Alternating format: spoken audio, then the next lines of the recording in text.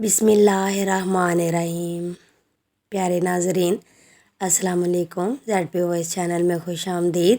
कैसी है मेरी यूट्यूब फैमिली? आपकी पसंदीदगी का बेहद शुक्रिया। और वीडियो को लाइक एंड शेयर करें और चैनल को सब्सक्राइब करें।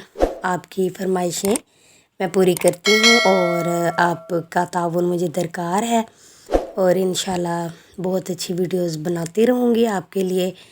और मुझे सपोर्ट करें और मेरे साथ रहिए, वीडियो को पूरा देखिए। बेल आइकन का बटन ऑन कर दीजिए ताकि हर आने वाली नई वीडियो का नोटिफिकेशन आपको मिल सके। शुक्रिया। आज हम बात करेंगे हज़रत राबिया बसरी रहमतुल्लाह अलैहा के हालातों मुनाकबत तारुफ। आप ख़ासाने खुदाबंदी और पर्दा नशीनों की मौखता और कुर्ब इलाही की शफीफता और पाकीज़गी में मरियम सानी थीं। अगर ये कहा जाए कि मर्दों के तज़किरे में एक औरत का ज़िक्र क्यों किया गया, तो इसका जवाब है कि हुज़ूर अकरम सल्लल्लाहु अलैहि वसल्लम का इरशाद है, अल्लाह ताला सूरत की बजाय कल्ब को देखता है। इसीलिए रोज़े महशर तमाम मुहासबा सूरत की बजाय नीयत पर होगा।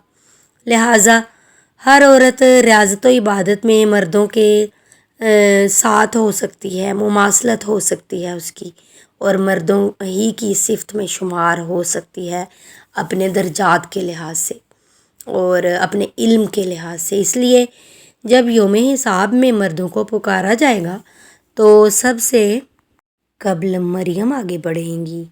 दूसरा जवाब ये है कि राबिया बसरी रहमतुल्लाह अलैहा हज़रत हसन बसरी रहमतुल्लाह अलैह की मजालस में शिरकत ना करती तो शायद आपके तज़किरे की ज़रूरत पेश ना आती। लेकिन इस किताब में जिन बुज़ुर्गों के हालात बयान किए गए हैं उनमें राबिया बसरी का ज़िक्र करना भी ज़रूरी है।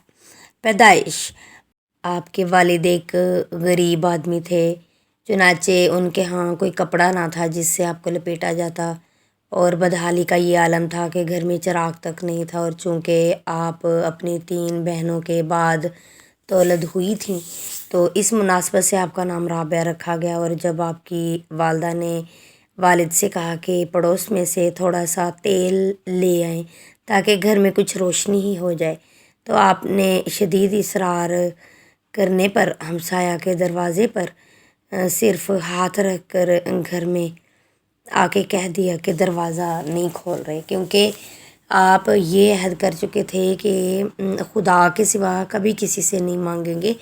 इसी परेशानी में नींद आ गई तो ख्वाब में हुज़ूर पाक सल्लल्लाहु अलैहि वसल्लम की ज़ियारत हुई तो आपने तसल्ली व तशफ़ी देते हुए फ़रमाया कि तेरी ये बच्ची बहुत ही मकबूलियत हासिल करेगी और इसकी शफ़ात से मेरी उम्मत के 1000 अफराद बख्श दिए जाएंगे। इसके बाद हुज़ूर पाक सल्लल्लाहु अलैहि वसल्लम ने फ़रमाया कि वाली बसरा के पास एक कागज़ पर तहरीर करके ले जाओ कि तो हर योम 100 मरतबा मुझ पर दरूद भेजता है और शबे जुमा में 400 मरतबा, लेकिन आज जुमा की जो रात गुज़री है इसमें तो दरूद भेजना भूल गया है। चुनाचे इसका कफ़ारा 400 दिरम है। लिहाजा सुबह आप बेदार हुए और ख़त तहरीर करके बसरा रवाना कर दिया। मकतूब ने हुक्म दिया कि हुज़ूर पाक सल्लल्लाहु अलैहि वसल्लम की याद आवरी के शुक्राने में 10,000 दिरम तो फ़ुकरा में तकसीम कर दें और 400 दिनार उस शख्स को दे दें। और उसके बाद वो आपके पास पहुँचे, फिर आपने वो देकर ज़रूरत का सारा सामान ख़रीद लिया।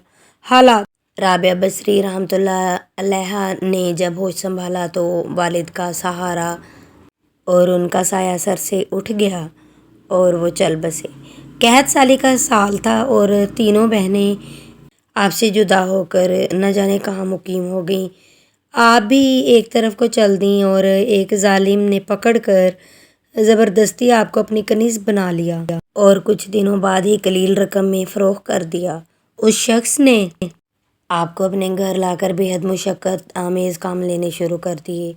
एक मर्तबा आप कहीं जा रही थी कि किसी नामहरम को अपने सामने देखकर इतना ज़ोर से गिरी कि हाथ टूट गया और उस वक्त आपने सरबसजूद होकर अर्ज़ किया, या अल्लाह, मैं बेयारो मददगार پہلے ہی ایسی تھی اور اب ہاتھ بھی ٹوٹ گیا ہے، اس کے باوجود بھی میں تیری رضا چاہتی ہوں۔ آپ کو غیبی آواز آئی کہ اے رابعہ غمگین نہ ہو، کل تجھے وہ مرتبہ حاصل ہوگا جو مقرر فرشتے بھی تجھ پر رشک کریں گے۔ یہ سن کر آپ خوشی خوشی اپنے مالک کے ہاں پہنچ گئی، اور آپ کا یہ معمول رہا کہ دن میں 2 رکعتیں نماز پڑھتی، رات بھر عبادت کرتی، اور ایک شب جب آپ کے مالک کی آنکھ کھلی تو اس نے حیرت سے چاروں طرف دیکھا۔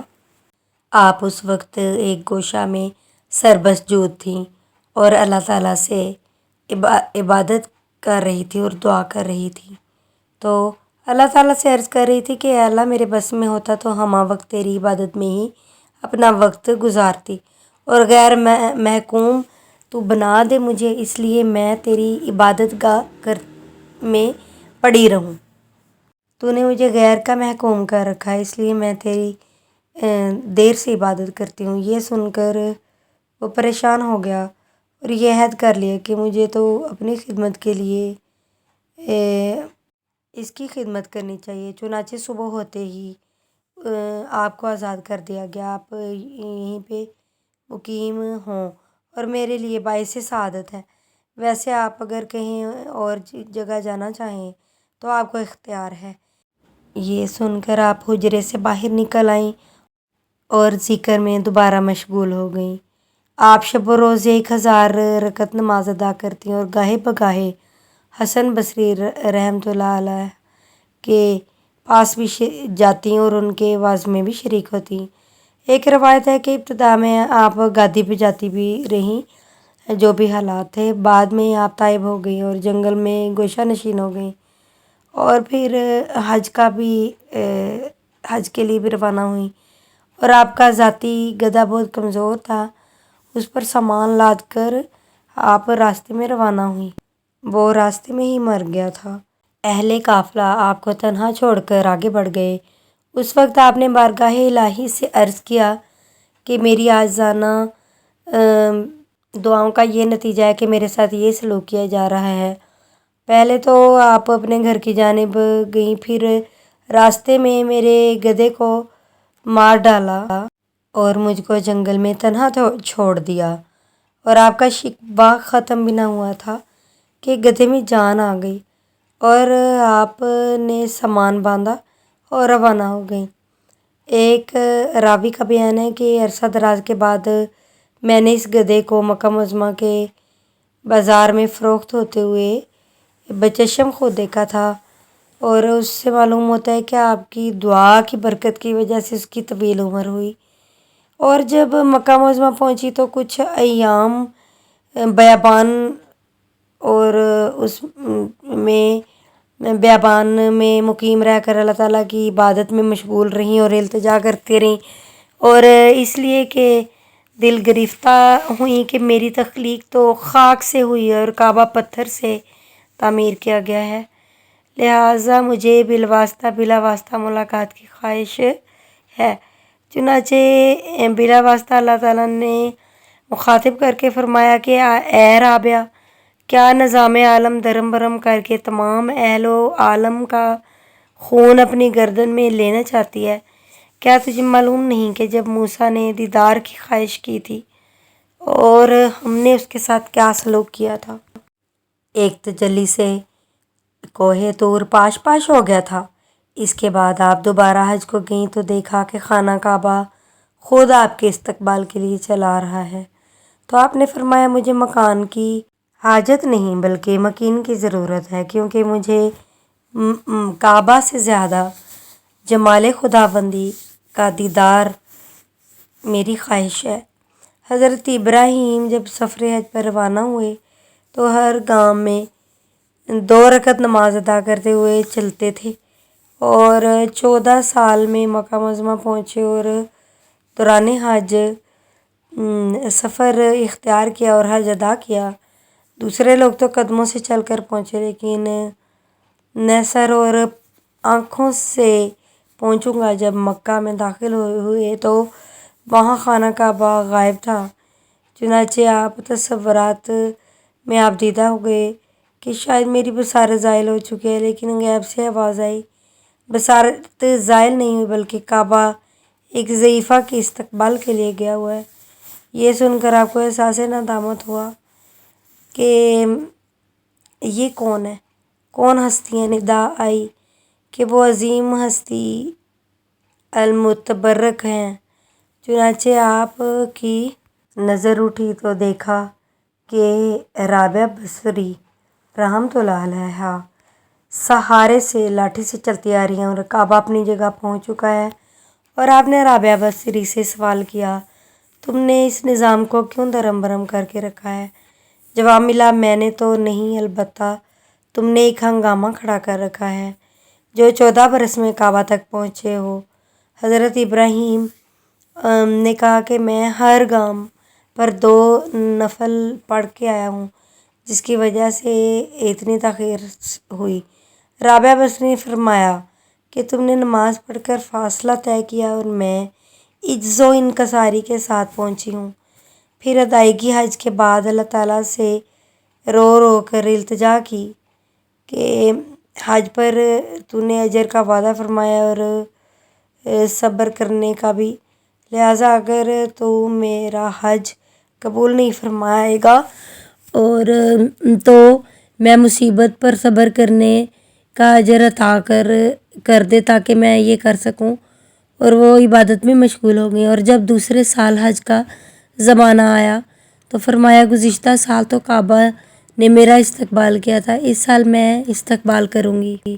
چنانچہ شیخ فریدے کے قول کے مطابق ایام حج کے موقع پر آپ نے جنگل میں جا کر کروٹ کے بل لڑکنا شروع کر دیا اور 7 سال کے بعد عرفات پہنچی، اور وہاں غیبی آواز سن کر کہ اس طلب میں کیا رکھا ہے، اگر تو چاہے تو ہم اس قلبی کیفیت سے نواز سکتے ہیں، تو آپ نے عرض کیا کہ مجھ میں اتنی قوت و سکت کہاں جب فقیری کی خواہش مند ہوں۔ ارشاد ہوا، فقر ہمارے مترادف ہے، جس کو ہم نے صرف ان لوگوں کے لیے مخصوص کیا جو ہمارے بارگاہ سے متصل ہو جائیں، پھر ہم انہیں لذت وصال سے محروم کر کے آتش فراق میں جھونک دیتے ہیں، لہٰذا اس کے باوجود ان پر کسی قسم کا کوئی ملال نہیں ہوتا، بلکہ حصول قرب کے لیے اثر نو سرگرم ہو جاتے ہیں۔ مگر تو ابھی دنیا کے پردوں میں ہے، اور جب باہر آ کر ہماری راہ میں گامزن ہوگی تو اس وقت تجھے فقر کا نام بھی نہ لے گی۔ مزید اچھی ویڈیوز دیکھنے کے لیے دیکھتے رہیے ZP وائس، چینل کو سبسکرائب کر لیجئے اور مجھے دیجئے اجازت۔ کل ایک اور اچھی ویڈیو کے ساتھ میں آپ کا ساتھ دوں گی۔ ویڈیو کو پورا دیکھیے، اپنا بہت سا خیال رکھیے۔